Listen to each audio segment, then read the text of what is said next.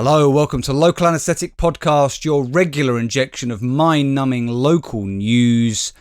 My name is Alex, and joining us, as always, for episode 369, as I say, is Rob. How you doing there, Rob? Mate, I'm hot. I'm really hot.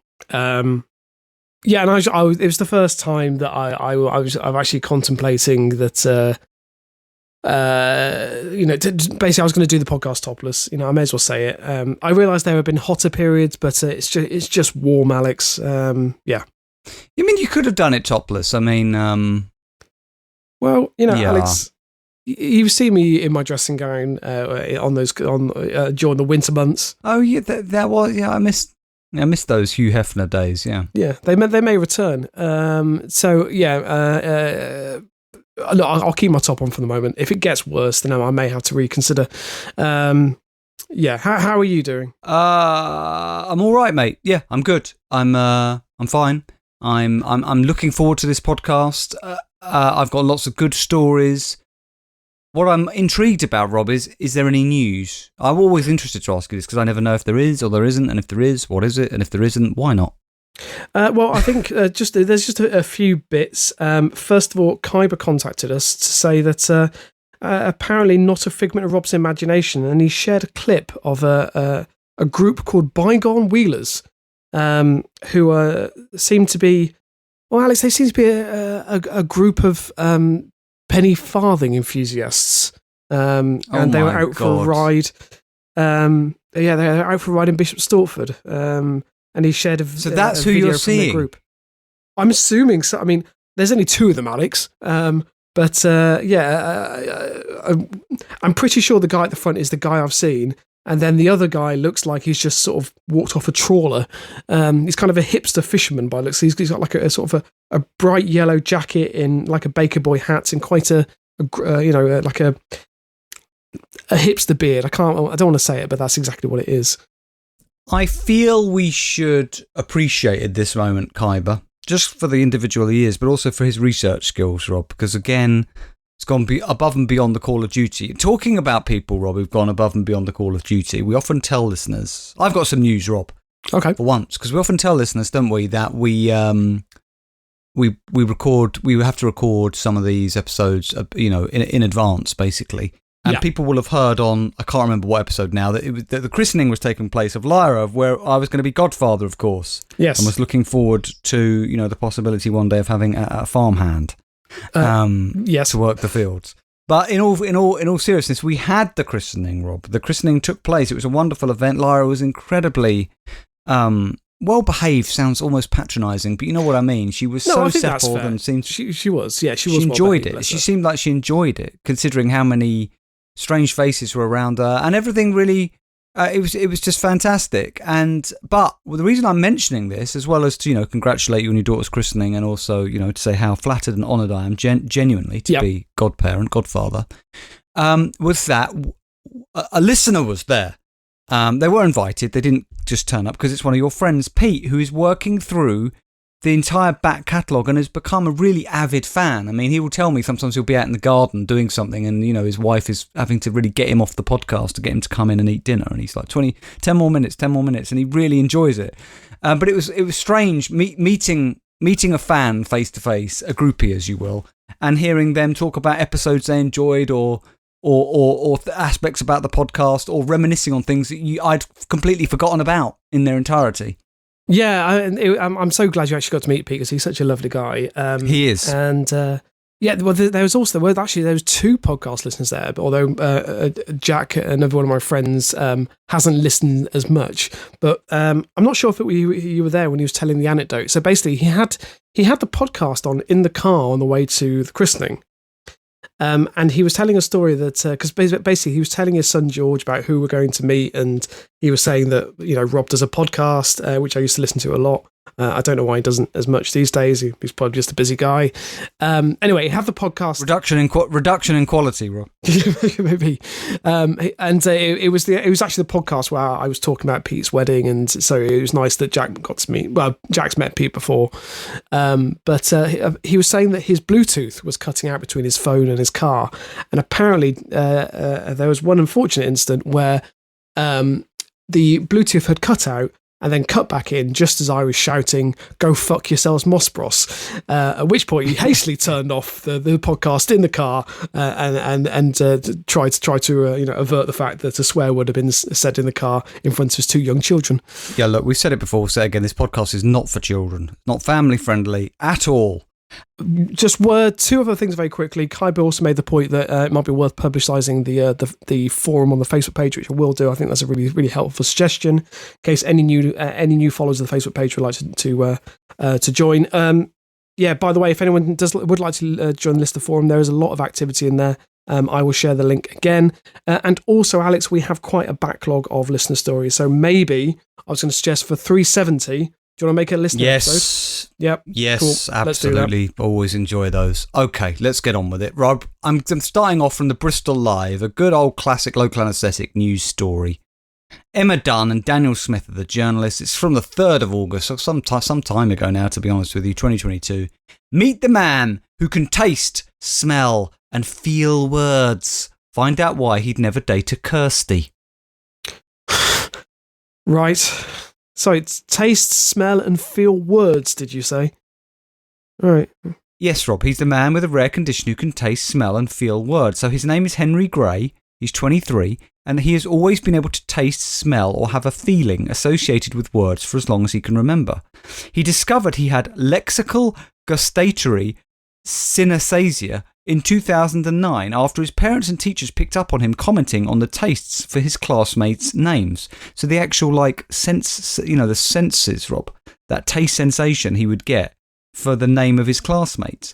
Alex, synesthesia is a real, Rob. I'm telling you now. It's a neurological. He's an attention seeker. I'm going to say it. It's a neurological condition that results in the joining or merging of senses that aren't normally connected.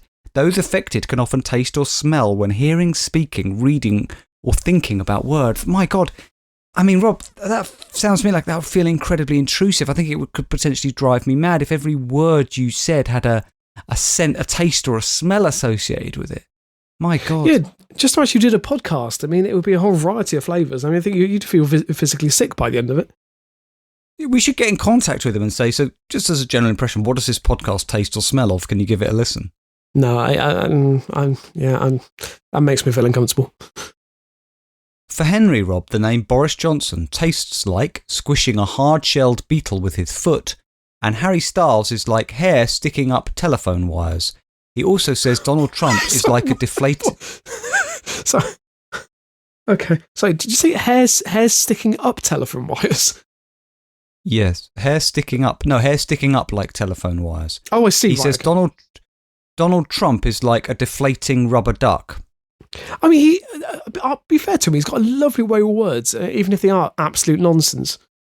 Can I just say, there's got to be an episode title with something like Donald Trump is a deflating rubber duck. I mean, it's very apt for the time with everything that's going on with this man.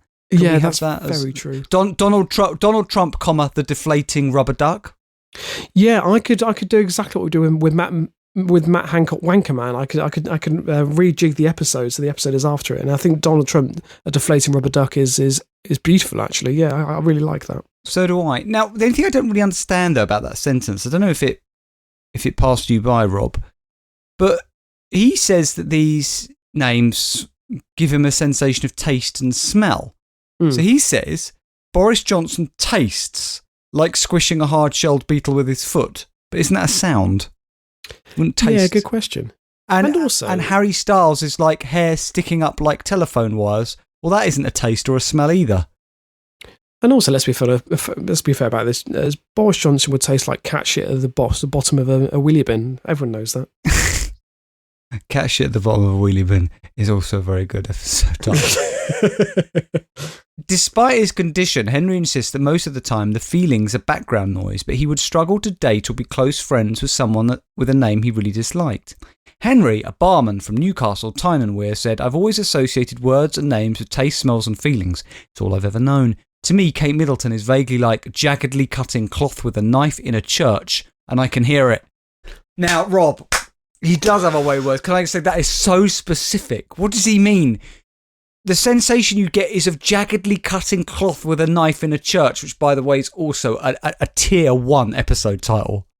Yeah, I can't disagree with that, but Why a church? As you rightly say, it is so specific. Is it the fact that is there an air of serenity, of solace? Is it the fact it feels ecclesiastical in some way? What does it mean, Alex? Rob, this man has given us more episode titles than any other story ever has. Next paragraph. Cameron Diaz is like a sparkly disco ball slowly rotating. Yeah. So again, a sparkly disco ball slowly rotating. And Jennifer Lawrence is like sniffing the inside of a shoe. One of the worst names for me is Kirsty, which has this faint smell of urine associated with it for me. So he could never date a woman, Rob, called Kirsty. Do you think he just dated someone called Kirsty and unfortunately she had some personal hygiene issues? I don't know. He says, I do judge people based on their taste or smell with their name. It's always strongest when I first hear a name or introduced to someone, but I can normally tune it out in day-to-day life. But university, when I moved into halls, I was in a flat with Duncan, Kirsty and Elijah. I had to change accommodation because they're some of the worst names. Duncan is like a bird dipped in smoky bacon crisps. What does that even mean? A bird? Alex, I'm going to go. This man is a lexical genius, Rob. This is like Ben Elton writing of and Robert Curtis of Blackadder. This wordplay is so good. Yeah. I do agree with you, although I appreciate it. It is a recognised neurological condition. However, I'm going to go back to... But you're saying he's a weirdo. Yes, that's exactly what I'm saying. Also, I mean... again, this is what this whole podcast is founded upon. Why is this news? Well, it's fascinating, Rob. Duncan is like a bird dipped in smoky bacon crisps, another good episode title. Kirsty is a urine smell, and Elijah is like licking an eyeball. Right, okay. Cool. I couldn't form a friendship with them or live with them, so I changed halls. Well, you did him a favour, mate. Henry had assumed... Exactly. Henry had assumed everyone was able to taste or smell words until his parents and teachers pulled him up on his comments on classmates' names. I would say things like, Lucy's a big red lollipop when they called her name out in the register, and everyone would look at me confused. He said most of the time I like having synesthesia and it doesn't get in the way. Rob, should we change the podcast this week to local synesthesia? There you go. No, let's not do that.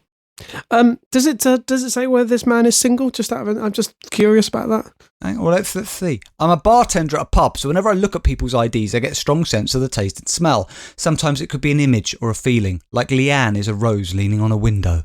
What does it mean? The name Francesca is one of my favourites and is silky warm chocolate coffee. I just imagine him looking at someone's ID and just started retching. Sorry, there you go. Or getting a boner. Yeah, or get a rose, yeah. Henry finds he often gets the feeling of the word strongly when he first meets someone and can block it out from then. The condition mainly affects him with names, but other words, such as off. So the word off for him has the smell of rotting, and because is like a split wooden clothes peg. No, Alex, I'm going to say it again. This guy's a weirdo. I love the name Alice. It's my sister's name, and it's like sliced apples. Hayley is like faint, soft music. One of the worst is Ian. It's like having a sticky, blocked ear, all gammy and waxy, like the sensation of earache.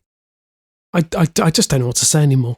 Right, Rob, I know this story is going on, but we have to finish it. This is going to take quite some time, but I'm going to do it. Okay.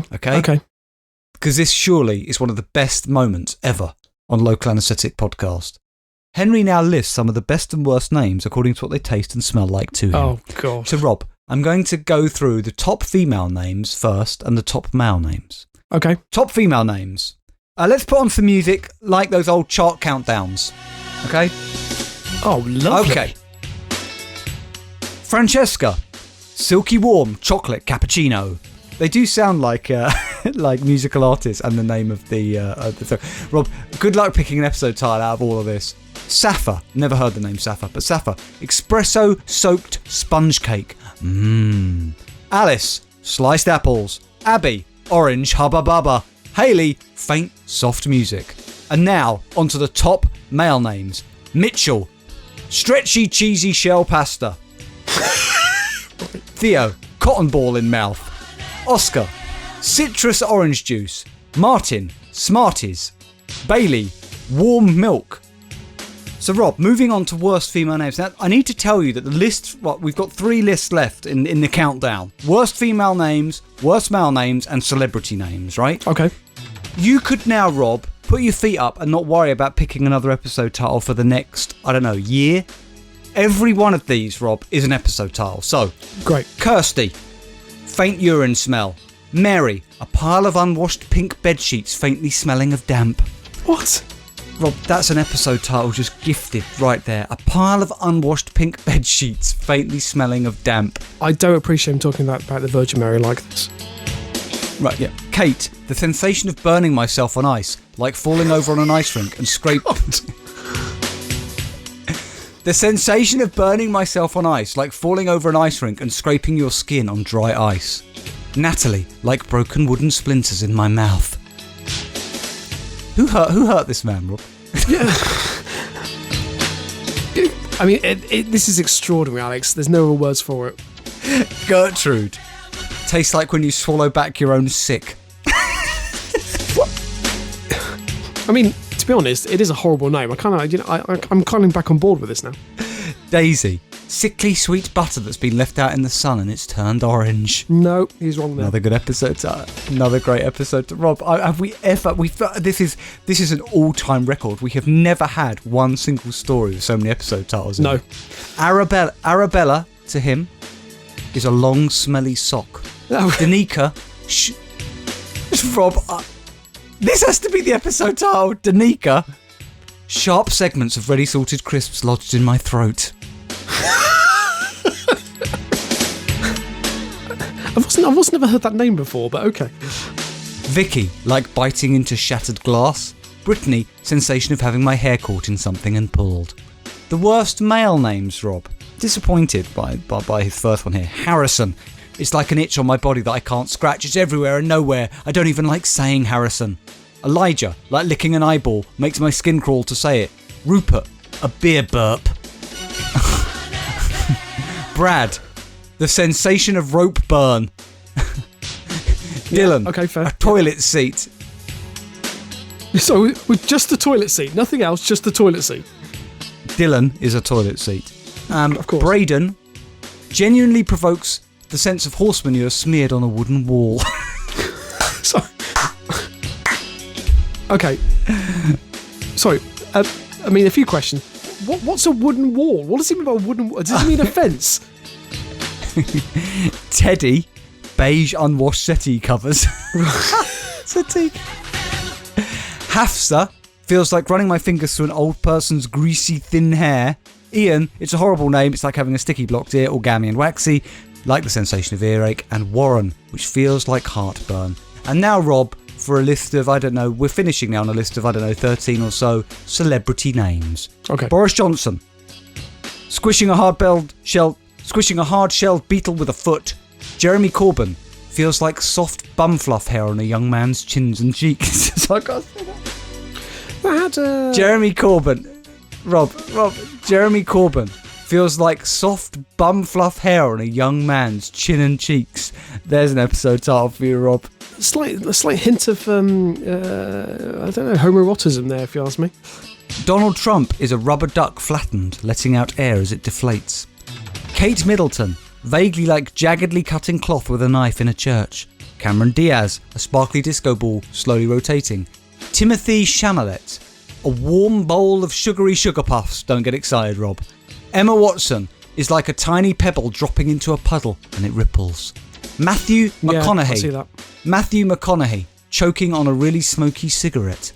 Jennifer Lawrence, sniffing the inside of a shoe. Viola Davis, like pouring scintillating water from one pretty glass vase into another. What does that mean? Harry Styles, hair sticking up like telephone wires. Philip Schofield, really smoky. Holly Willoughby, being something like a hopping kangaroo. And Kim Kardashian is vaguely kind of like quickly ruffling handkerchiefs around in a hand. Alex, that is truly a local anaesthetic classic, without a doubt. But can I also say, never ever mention his name on this podcast ever again. And also, can I just add to that, when I visualise his name, it just reminds me of a bowl of sick with various lumps that's been left out in the sun to congeal.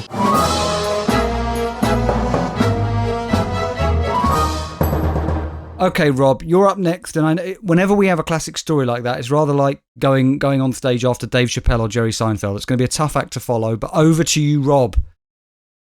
Thank you, mate. No pressure there. Look, well, this first story did do the rounds in national news. I'm hoping you haven't seen it. So I've taken the story from the Manchester Evening News. It is by Chris Slater from the 10th of August. And the headline is, man jailed after police noticed teddy bear breathing. What? Are you aware of this? No. No, okay. So, a teenager wanted for nicking a car was found hiding inside a teddy bear by stunned cops. So, sorry. So this is a large teddy bear. This is like one of those life-size teddy bears. Okay? Correct. He wasn't one of these furries, was he? You know, these people with these fetishes. No, this wasn't his costume. Well, look, we'll go into more detail. So, police were looking for Joshua Dobson, 18, over the theft of a Mitsubishi ASX in May, and not for paying for petrol on the same day. And while searching for him at an address, baffled officers said they heard the bear breathing, and then after examining it, they found him stuffed inside.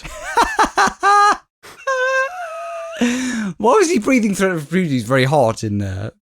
Okay. Well, Alex, he's been on the run, and as you rightly say, I mean, unless he's very small, how big was this teddy bear? I mean, this teddy bear must be enormous to get inside it, Rob. There are pictures. I mean, it's a fair size. Okay, give me the headline. Man jailed after police noticed teddy bear breathing. Okay, here we go. Yep. Manchester Evening News. Rob, it's not that big. I mean, I've seen somebody standing next to it. I mean, even the hole he cut into it, how did he get in? The hole isn't big enough for a human to get in. It's supposed to be a very little man. So the toy being cut open, and Dobson from Rochdale had somehow managed to squeeze himself inside the lining in a bid to escape detection. He was arrested and was last week sentenced to 9 months behind bars. So, as always happens, police shared it on Facebook, saying, a wanted car thief who tried to use teddy bear to hide from our neighbourhood cops, who are out looking for him last month, has been put behind bars for 9 months. Jason Dalton, 18, from the Spotland area town, was sought by us after stealing a car in May and not paying for fuel the same day. When we went to arrest him, officers noticed a large teddy bear breathing in the address before finding Dobson hidden inside. He's now stuffed behind bars after being sentenced last week for the theft of a motor vehicle, driving while disqualified, and making off from a petrol station without paying. I think that's pretty much the extent of it, really. But yes, as you're right, I say, Alex, it's not the biggest bear, but I guess I think we have to give him some credit here for absolutely. But I just love the idea that if I was a police officer, I would have gone over to it and gone, "Is there somebody in there?" To the teddy, and I just love the idea of him going inside, going, "No," and like the teddy bear, the teddy bear talking back. Oh my God. I think I'd been quite freaked out if the officer said that and then just suddenly the teddy bear just rose to its feet. That would be quite scary, I feel. Yeah, you think you're having a psychotic episode, yeah, for sure. Yeah. Just imagine if you were that policeman's colleague and you came upstairs to find your colleagues wrestling with a teddy bear and you just think, he's lost his mind. He's lost his mind. Yeah, exactly. So my next story is from Newsweek. I couldn't find a local version of the story, unfortunately. It is from it goes back a bit, from the 26th of July, by Simon Katinowska, who is from, maybe this is the local source. No, I must have missed that. So from the Zenga News, don't know where that is. I think I'm right saying that Newsweek tend to pick stories from other sources. Is that right? I don't know a lot about Newsweek. I think that's how it works. Newsweek are a fine publication and have their own journalists as well, Rob. But I think sometimes they do have, in sort of their website content, will cover stuff from other places, yeah. Oh, thank you. So the headline is, bride and groom have horse as best man, then bring him along on honeymoon. What? Okay. Well, we talked about attention seeking. I can't be doing with people like this. Just fuck off. Alex, look, this is a beloved horse, okay? And if they want to invite him along, he's obviously a part of their life. What's wrong with that? They just wanted him to share. Do they get involved in trysts with the horse? No, there's no suggestion that has taken place. So a horse-mad groom chose his favourite stallion as best man, which also joined him and his new bride on a honeymoon, which really implies that it was more...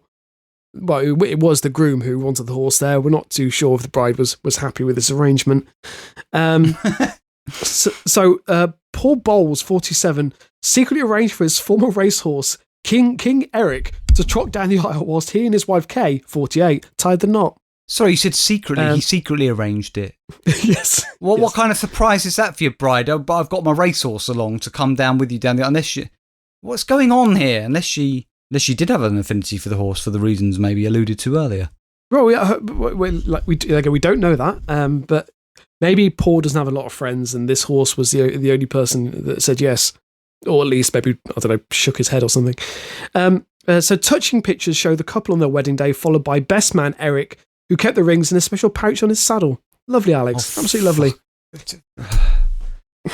The happy couple even took 17.2 hands tour Eric with them on their 11-day horse trekking honeymoon following their May wedding. The couple, who don't have children together, don't know why that fact was in there, but I do like it, are from Hetton le Hole. Now, Alex, this is in the UK. There's a place called Hetton le Hole. There's a lot of weird... Look, how did the newspaper get wind of this? Did they ring them up and go, hey, just to let you know, for our honeymoon and our wedding, we had a horse there. Just thought you'd want to know. Not trying to get attention. This is our number. Get in touch if you want to. I don't know. Right. I don't know how it... Hetton le Hole, by the way, apparently is near Sunderland. It's in Tyne and Wear, if anyone's interested. So the couple, who don't have children together and are from Hetton le Hole in North England, brought Eric last year and kept the horse at a nearby stable. Boyle, a store manager for the discount chain Lidl, said, at first, I wasn't going to have a best man. At the wedding, the worst job is being the best man, as you have to be funny. You don't want to give anyone that pressure. It got to 6 months before the wedding. I developed a bond with Eric and thought I wanted him at the wedding. I thought I'd keep it a secret. Hang on a minute. Rob, you're going too fast. There's a few things here. He's a manager of a Lidl. He's a manager of a Lidl. I'm not sure Lidl will want... I don't know. I feel like this is bad for their brand, and I'm not sure why, because it makes him sound like a weirdo. 2, he developed a bond with Eric. What kind of a bond, Rob? Look, Alex, look. Okay, look, he was struggling to find the best man, so maybe he doesn't have any close friends. And over the course of these 6 months, a friendship blossomed to romance, but he realised that society would never, ever accept this, okay? So what's the best thing he could do but have the horse at the wedding, and maybe one night on the honeymoon he would just slip out from the hotel and to visit the stables. Rob, listen, when he was in Lidl, I've just got this image of leading up to the wedding. Every time, I'm sure he helped out putting food out from time to time. Every time he was, laying out the salamis, he'd just run his hand down them and think of Eric. Hang on, whoa! I've just got to clarify, Lidl are not repackaging horse meat as salami. I need to be very clear on that. Okay? Yeah, thank you for making that retraction. Lidl produces of the finest quality, second only to Aldi. I like the idea that in his staff locker at Lidl, he just opens it and there's a picture of Eric inside the locker door. So I thought I'd keep it. I like the idea they have lockers. I like the idea they have lockers. I think they do. Yeah, well, I don't know. Maybe I have no idea. I thought I'd keep it a secret and got my best friend Steph to ride Eric down the aisle. I asked her, will you ride my best man at the wedding? Now, Alex, just to clarify, we are talking about a horse here. Okay. Well, we went to the hotel with Eric, which was a secret mission, and she rode around the venue. Again, I just have to clarify, this is not in a sexual context. And then he orders flour for his mane. It was a complete secret. I had the rings. As an extra twist, Boyle arranged for the Black Beauty theme song to be played as Kay entered the George Washington Hotel, which is where they were getting hitched, which is a lovely detail, Alex. Rob, wait a second. Now we're going into full-on Alan Partridge mode here, who famously loves the Black Beauty theme tune. Wait a moment. I'm just trying to process this. We're hearing very little about the bride and all this. It really sounds like he's just taken over this fucking wedding with his love for this horse. It's become more about the horse than it has the marriage or his bride. So you're right, Alex. And so his quote basically says, Kay's look on her face was of sheer horror when she saw Eric. Sorry. Is that his quote? That's a exactly the look. from Exactly Groom, the look you want. Exactly the look you want a bride to have at her wedding. Sheer horror. Yeah. Yeah. He was there from 1 p.m. He left just after 3 p.m. and he didn't put a foot wrong. Some of the words were. I love this, by the way. Some of the words that were used were it was like a fairy tale. It was like a Disney movie. The Black Beauty music was played. I love that. Can I just double check? Actually, is there? Hang on. Were some of the words used? What the fuck is a horse doing here? I just wanted to scroll for the rest of this. There is a quote from Kay, who's a site manager. In case you're interested. We were just happy that Eric has a wonderful life. He is a loved horse. For us, it's one happy story. It was a really special wedding day. Eric even walked up the aisle and bought the rings a little treat bag on the saddle, and then stood there while we finished the service. That was the end of her quote, Alex. Nothing else. Nothing about the fact she was delighted for the horse to be there. I think we can probably, take something from that.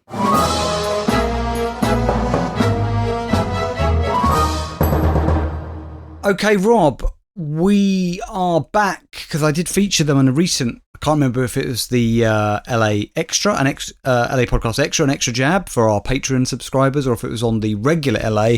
But we are now going to Yorkshire again, the Yorkshire Live, which has just been a brilliant paper for me recently. It's by Jasmine Norden and Barney Riley. Barney Riley doesn't sound right, Rob. No, he sounds like a wrong one. The 3rd of August. It's a great story again, Rob. Halifax woman electrocuted while hoovering her grass. Has life saved by... I'm finished. Sorry. Finished. Halifax woman electrocuted while hoovering her grass has life saved by £30 Puma shoes. Right, okay, well, that makes sense. What doesn't make sense is, Alex, why was she hoovering her grass? We'll get on to that. A Halifax woman said her £30 Puma sliders saved her life after she was electrocuted vacuuming her artificial grass. Oh. Kerry Tattersley, 36, was in the middle of vacuuming her AstroTurf. Not a euphemism, Rob. No. When she went to take out the extension lead and accidentally touched a live current, it resulted in an instant electric shock that was forceful enough to throw her into a wall nearby. Bloody hell. Yes. Sorry, can I just double check? So I'm assuming the only way this happened is if the grass was wet. Does it mention this? Because I can't imagine it would have given her a shock if not. Let's hear. Halifax support worker Kerry said, I was in my garden vacuuming my artificial grass and my extension lead was plugged in too. None of this is a euphemism. I'd finished vacuuming the grass and went to unplug the extension and the back plastic bit must have been loose. Not a euphemism. I didn't know and I grabbed it and it fell off while I had hold of the plug. Not a euphemism. And I got electrocuted and I got flung back into my wall. The pain was like a dull ache and a massive tingle through my body. She sounds like that bloke from earlier, Rob. Yeah. And it was electricity going through my arms. I was running up and down my kitchen. My arms were shaking, but I couldn't stop them from shaking. It was like I had no control over them. It was like an 8 out of 10 pain. Kerry only sought medical attention for the shock when she started experiencing shortness of breath, and a friend made her call 111. She added, I was on the phone to my friend and she said I needed to ring the hospital, but I said, I'll be fine. But I started to breathe a little funny, like losing my breath. So she said, well, ring 111 if you don't want to phone the hospital, just get some advice. So I did, and the operator said for me to stay where I am, and an ambulance is coming for me, and for me to get my daughter from bed just in case I go unconscious, and what to do if I do. How does that advice work? Here's what to do if you go unconscious. Just wake up! A bit, you'll be fine. No, but you can't do anything if you go unconscious because you're not conscious that you've gone unconscious. Yeah, that's a good point. Yeah. An ambulance was sent to Kerry's house. She was taken to Calderdale Royal Hospital. She was seen within 10 minutes and given an electrocardiogram. So anybody complaining about anything going on in the NHS now, Rob, is wrong. Listen to this woman's experience. She was seen within 10 minutes. What's the problem? When the paramedic arrived, they did my heart rate and my blood pressure and asked the normal questions and also asked what happened and if I'd taken any medication and how my pain felt. They then said I needed to go to hospital because my pulse was fast, my heart rate was high, my hands were 2 different temperatures. Doctors explained, Rob, that her £30 Puma sliders saved her life because they prevented her from being grounded by the current. Kerry has been left with nerve damage in her arm. The doctor asked what happened. He explained about what happens when you get a nasty shock. He then said, "Are those what you were wearing at the time?" I said, "Yes." He said, "Well, you're lucky because they saved your life." I was shocked, literally. The rubber sliders, Rob, acted as an insulator. They stopped the electrical charge from the socket, reaching through the ground to the rest of Kerry's body. I really hope the doctor followed up his comment about the sliders by saying, "By the way, what the fuck were you doing hoovering your lawn?" Quite. Comments, Rob. Bryanston, 11. I'm not sure about the grammar in this comment, Rob. This brings home to me my daughter's partner. Changed the fuse box. He never connected the fuse box up. He burnt the RCD and left it, like that. He never told anyone what he had done. He replaced my granddaughter's bedroom light with no earth. We only found this out when the electrician came to check all electrics, because we were going to rent out the house. They found an electric lead on the floor which was live. The partner installed extra cabling around the house, and kind used outside by contractors, the purple-coloured one. He put this purple cabling in every room in the house, down the walls, in the loft, through to the garden shed. There were 3 plugs which had to be condemned. He then had the audacity to phone National Grid to switch the electricity back on. My family cannot understand why I will never speak to him again. Absolute gibberish. Do you think that person has just been waiting for the opportunity for some sort of vaguely related story just to post that comment? Or just post it on any comment that's related to shock, electricity, maybe the energy, maybe the fuel crisis? This has been the perfect opportunity for that person to post this comment verbatim. Not verbatim. Yes, but also ad nauseum. That's one of my favourite comments of all time, because the poor grammar in it was almost of an artistic nature. It was so brilliantly done. In excess 52 simply says stupid woman. Nobody needs to know says plastic grass isn't very environmental, can't beat the real stuff, less risk of an electric shock. But part 4A replies and says artificial grass is brilliant, best thing I've done in recent years, got better things to do than faff about mowing the grass every fortnight. D. Bryan says Pumas saved her from an electric shock, but she received an electric shock. Bullshit non-story. I don't really fully understood the story. I don't think they work. I don't think they know how these things work. Well, I haven't said that. Uncle Fister, says, "I'm not sure I'd welcome anybody around my house called Uncle Fister." Says, make your mind up. Is it without a lot of lube anyway? Make your mind up. Which is it? Electrocuted or survived? It can't be both. Electrocuted means killed by electricity. I don't know. That's a good question, actually. Yeah. Don't know. Average Joe Blog says neighbours must think she's crackers vacuuming the grass. Wonder if she combs it afterwards. Good point. Sideshow Bob says if you put down artificial grass, you deserve electrocuting. And wow. And moving upwards simply says the moral to the story is don't have an artificial lawn and get a gardener.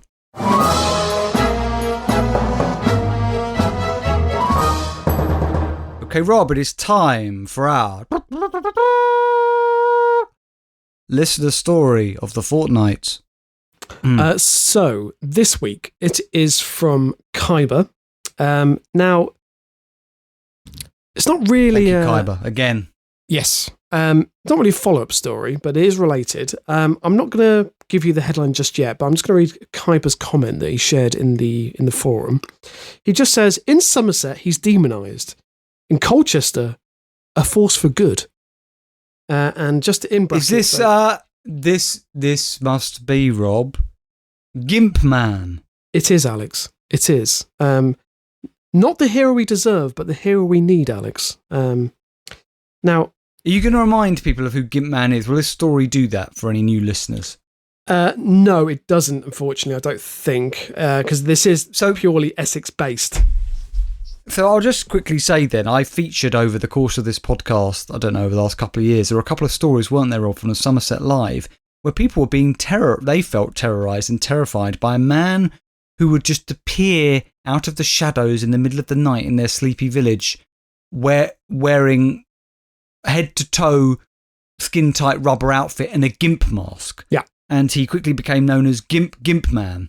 Rob's argument the last time I covered it was he wasn't hurting anybody, but I did point out to Rob that a woman has needed extensive counselling after encountering this man who appeared out the bushes. No, Alex, again, you're taking this out of context, and do you know what? I'm not going to argue this. It's all on record, what I'd said. So it's absolutely fine. Go back and you'll see how Alex is twisting my words.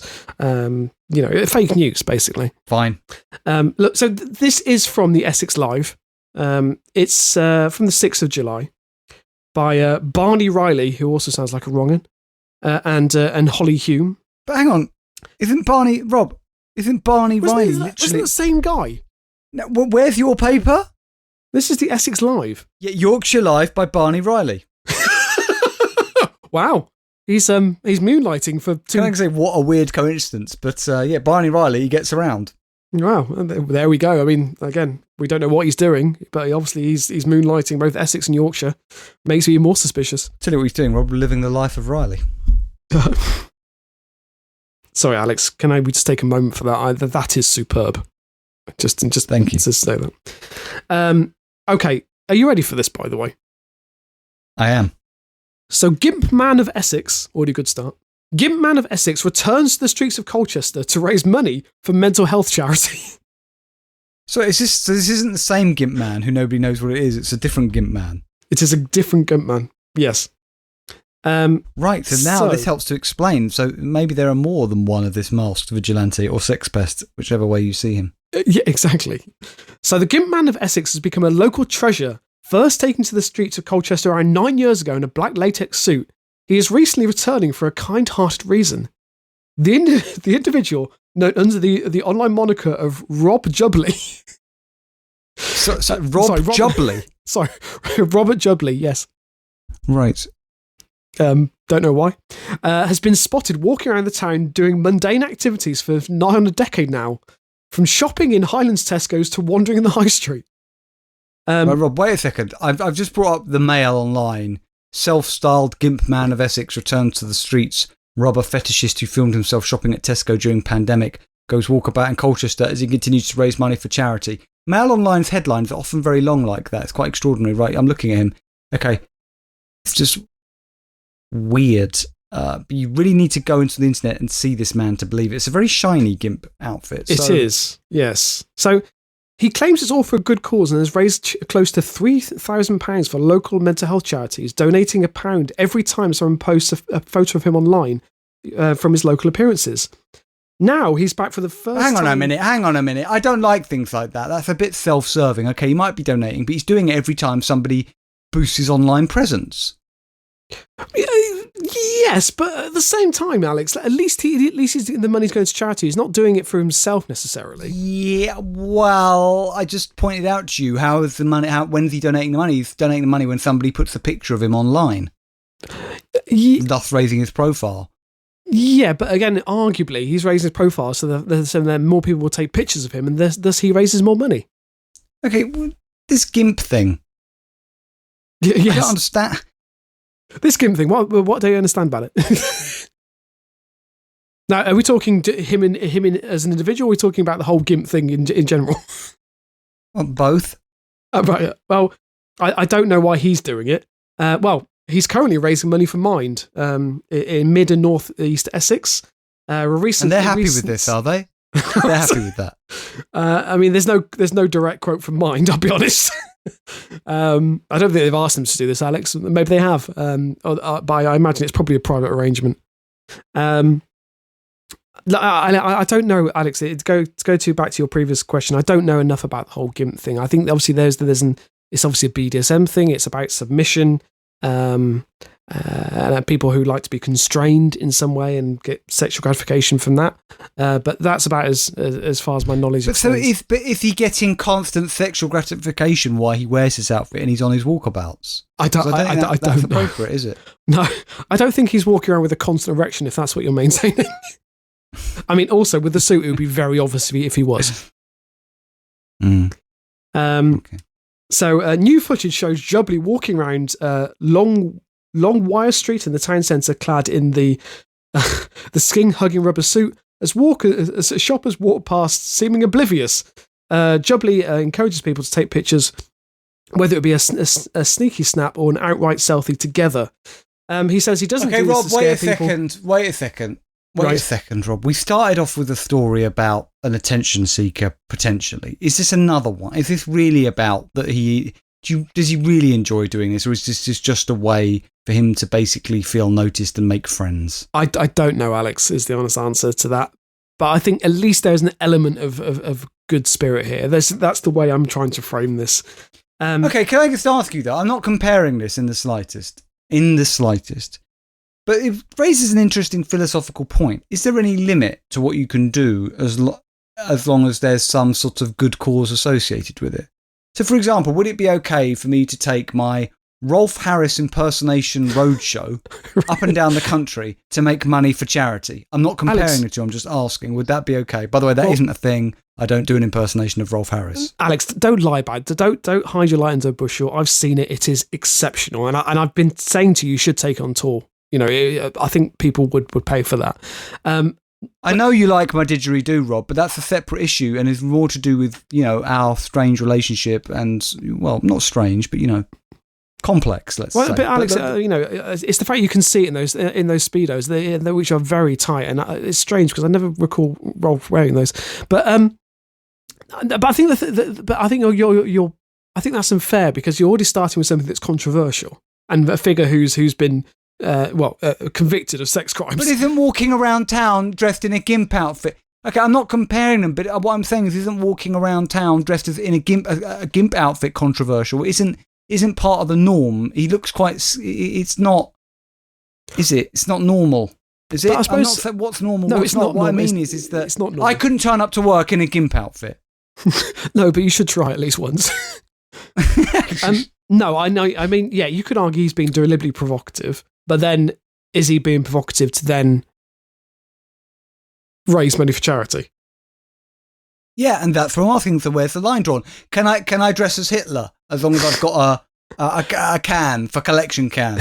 Yeah, absolutely fine. You must donate to the blind. Can I do that? Yeah, well, I mean, you can give it a go. Yes. Here, why don't we raise some money for the RSPB? I'm not sure what the accent was. This is why we don't do accents on the podcast. Yeah, I mean, Hitler raising money for the RSPB would be, I mean, I think I would donate to that. So you're saying this is going to be the way that people try and raise money in the future by being increasingly controversial. Right, Rob, listen, I've got to tell you right now, we've got 3 minutes, just over 3 minutes left of the podcast before we actually run out of time. So I need to get on to the ending. Is there any more to this story about this loser?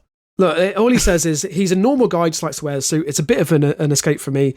He later explained that nobody in his personal life knows about his escapades and feel like he's on thin ice.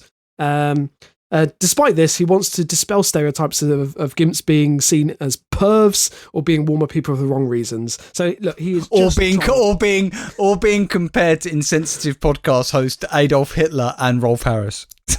Oh, by the way, he also goes at this. So very quickly, Gimp Man voiced his vehement opposition and anger towards the man in the Gimp suit who terrorised a woman in the village of Clatherham at night in 2019. Just put that out there, by the way. He's giving all of us a bad name. Yeah, he actually more or less says that. He is a good judge of character and obviously is doing things for the right reasons. So we'll leave that there. As I say, I was not comparing him to either Rolf Harris or Adolf Hitler. Look, you're making money for people, it's great, but there are other ways to do it, and I don't know. Anyway, right, listen. That brings us to the end of episode 369 of Local Anaesthetic Podcast. We're going to be back in a week's time, aren't we, Rob, with a big milestone, because in a week it's LAPodcast and Extra Jab episode 30. Now that's on Patreon. That's for our Patreon subscribers. It's £2 a month, and you get bonus episodes that are released every month straight to your inbox. And if you sign up now, you've already got a back catalogue of 29 episodes to listen to. So that's patreon.com/LAPodcast Extra. And if you're wondering, like, I would like to get a taste of it, what's it about? You'll see on our podcast feed we're releasing teasers for the Patreon episodes every week to give you a bit of a flavour. But we love doing them. And Rob, I've got some stories that for our next LA Extra that I could not do on the regular just because I think they're too controversial. So if you want to hear those, make sure you sign up and listen to LA Podcast and Extra Jab. We're on our website, lapodcast.net. We're on Facebook, facebook.com/LA Podcast. facebook.com/LAPodcast. We're on Twitter @LAPodcast. We're on Spotify. We're everywhere. You know where to find us. Thank you for listening, everybody. We've really enjoyed your company. As always, God bless. And keep it local.